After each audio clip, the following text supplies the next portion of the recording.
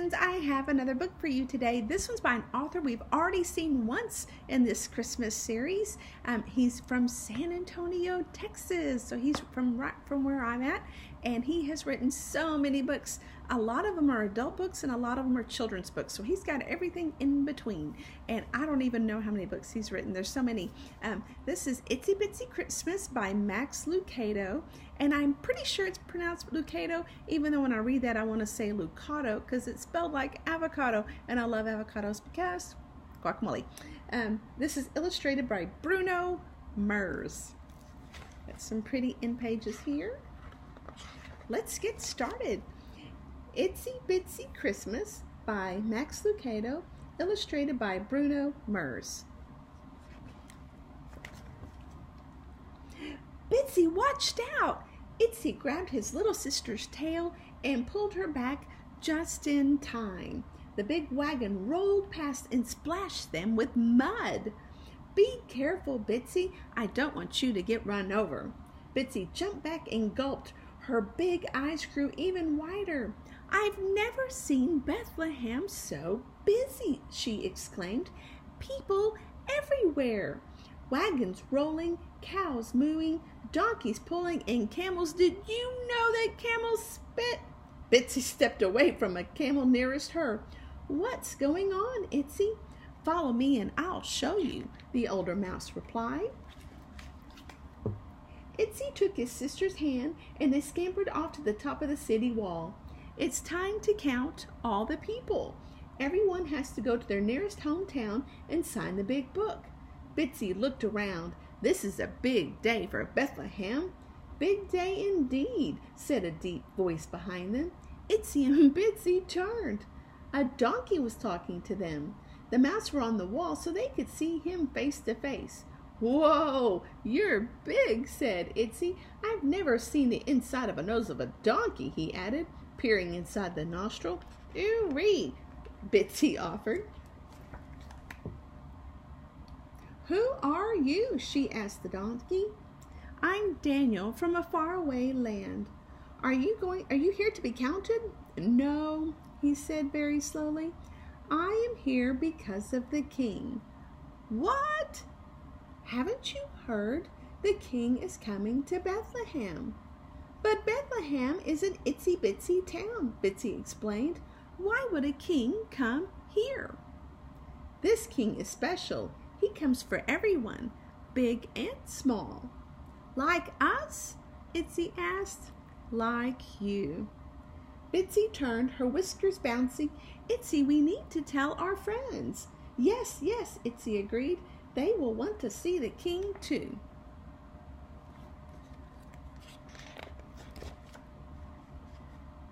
The mice dashed between the feet, hooves, and rolling wagon wheels and ran toward the stable. They scurried under the gate, up the stable post, and onto their favorite rafter. From their spot high above the floor, they could see all of their friends. Ruthie, the mama horse, was the biggest. Rowdy, the rooster, was perched on the rail. 6 sheep were crowded in the corner. Charlie, the cow, grazed on some hay. Grumpy, the goat, sulked in another corner. He never smiled. He was always mad at someone. Itsy cupped his hands over his mouth and squeaked, Okay, everyone gather in. We need to talk. No one answered. Bitsy tried, We have big news. No response. Bitsy turned to Rowdy the rooster. Can you help us? Sure, replied Rowdy. I love any excuse to make some noise. He leaned his head back and cock-a-doodle-doo. The animals lifted their heads. Hey, groaned the grumpy goat. Knock it off. I'm trying to take a nap. Itsy and I have big news. You're moving? Grumpy muttered. Grumpy, be nice, said Ruthie the mama horse. Itsy and Bitsy, tell us your news. A king is coming to Bethlehem, to us. No one spoke for a long time. Then Rowdy crowed, "A king to Bethlehem? That will never happen." The others snorted, bawed, neighed, and mooed in agreement. They started to laugh at them, didn't they? They don't believe them. Do you think they're right? "Kings come to important places," offered the sheep. "And to important people," agreed Grumpy. "Not to places like Bethlehem or to mice like you." "Itsy and Bitsy," Ruthie the mama horse spoke up, "I'm afraid this place is too common for a king. No king would care about us."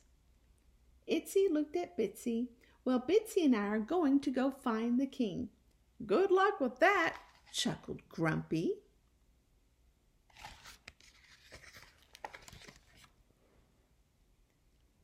"To see the king, to see the king!" Bitsy zipped down the post and out into the street, but then she stopped. "Where will we find him?" Itsy paused for a moment, placing his finger on his chin. "Well, let's go where important people go, to the city gate." Off they went. The leaders of the town sat at the city gate making decisions. Bitsy spotted a wise owl sitting on top of the gate. "Mr. Owl," she shouted, "we hear that a king is coming to Bethlehem. Have you seen him?" "A king? In tiny little Bethlehem? You won't find a king here." So the king had to come to the wise ones at the city gate. Where will they go next? Where would you go?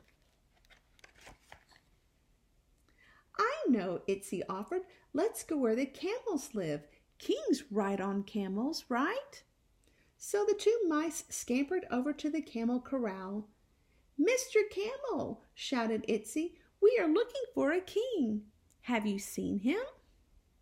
"Silly mouse, I have carried some very rich and important men in my day, but I assure you they didn't come here. Kings don't come to common places like Bethlehem." "But we talked to a donkey and..." "Never trust a donkey," sniggered the camel. Itsy sighed.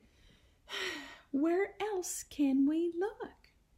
"Well, let's look everywhere," said Bitsy. The mice ran to the main street where the busy people rushed around. Lots of busy people, but no king. They ran to the hotel where the sleepy people spent time resting. Lots of sleepy people, but no king. They ran to the city market where the business people worked all day. Lots of working people, but no king.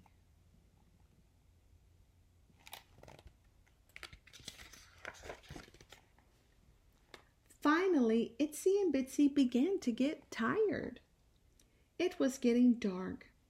"Let's go home, Bitsy," Itsy sighed. "Everyone is right. No king is coming for us. We aren't important enough." Bitsy started to object, but she didn't, and a tear formed on her cheek as they headed toward home. See? Aww. "I always wanted to see a king.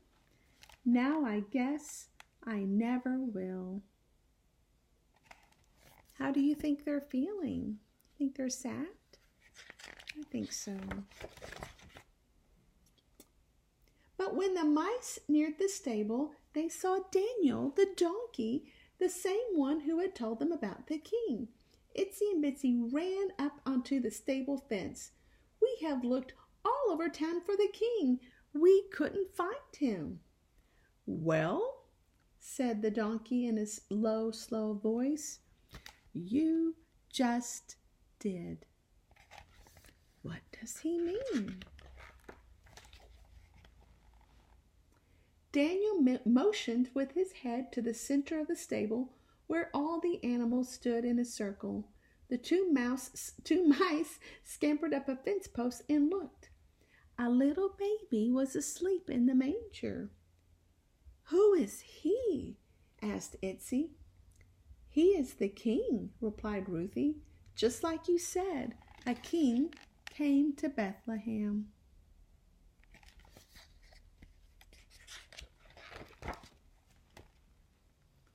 His name is Jesus, explained Daniel the donkey. God sent him to love us, help us, and save us. He came for me, even though I laughed at you? Asked Rowdy the rooster. And for us, even though we doubted you?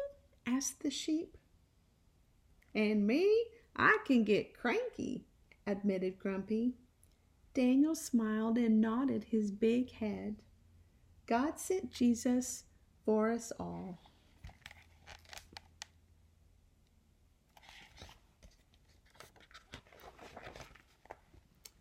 Who would have thought, observed Itsy, a king for everyone. A tiny tear of joy rolled all the way down Bitsy's nose. He came, Bitsy said with a smile, even for a little one like me. And a little one like you too. Big and small, he came for us all. Well, I sure hoped you liked this story. It's one of my favorite stories. It helps us remember why we have Christmas. I hope you're having a good time, and I will see you next time.